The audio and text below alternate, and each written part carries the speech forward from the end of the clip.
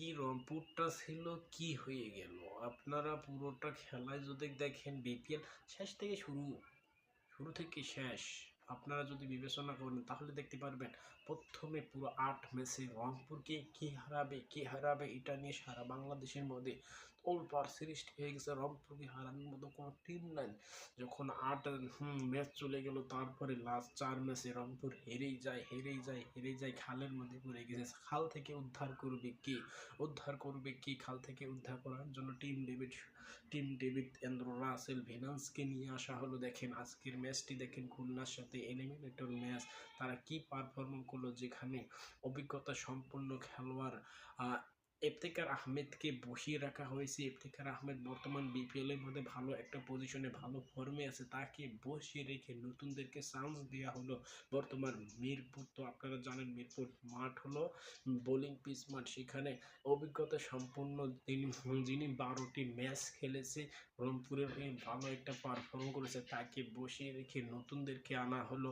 নতুনদেরকে আজকে দেখেন কি অবস্থা, তারা তো বুঝতেই পারে নাই নতুন মাঠ নতুন বোলিং, তারা কোনো রান করতে পারেনি। রংপুর 85 রানে অল আউট হয়ে গেছে। এটি রংপুরের টিম ম্যানেজমেন্টের ব্যর্থতার কারণে আজকে রংপুরের এই অবস্থা হয়েছে।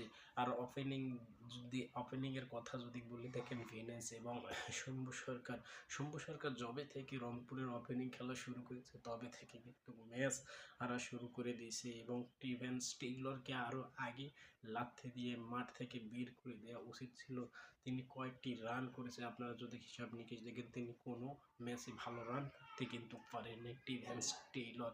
তাকে দিয়ে ইতিপূর্বে যতগুলো ম্যাচ খেলানো হয়েছে তিনি কোনো রান করতে পারেনি, তাকে অনেক আগে আরও বের করে দেওয়া উচিত ছিল। টিম থেকে ভালো কোনো খেলোয়াড়কে আরও আগে আনা উচিত ছিল, তাহলে রংপুর লাস্ট 4 ম্যাচের মধ্যে ভালোভাবে ফিরে জিততে পারতো বা ফিরতে পারতো। যাই বলিনি কেন আজকে এলিমিনেটর ম্যাচ দেখে পুরো রংপুরবাসী আশ্চর্য হয়ে গেছে।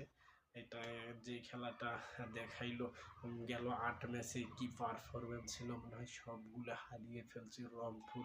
যে গ্লোবাল টি20তে তারা চ্যাম্পিয়ন ভুলেই গেছে। দেখেন পরপর 5টি ম্যাচ তারা হেরে বিপিএল থেকে বিদায় নিয়েছে। এটি হলো বাংলাদেশের সবচেয়ে দুঃখজনক বিপিএল আসরের মধ্যে এই আসরকেই আমি বলবো যে শক্তিশালী দল পুরো 8টি ম্যাচে জিতে সব দল তারাই বলতেছে বিপিএলে এবার রংপুরকে কে হারাবে লাস্টে দেখা যায় রংপুর ফাইনাল খেলতে পারে না, এলিমিনেটর থেকেই বাদ পড়ে। এটাই হলো সিস্টেম।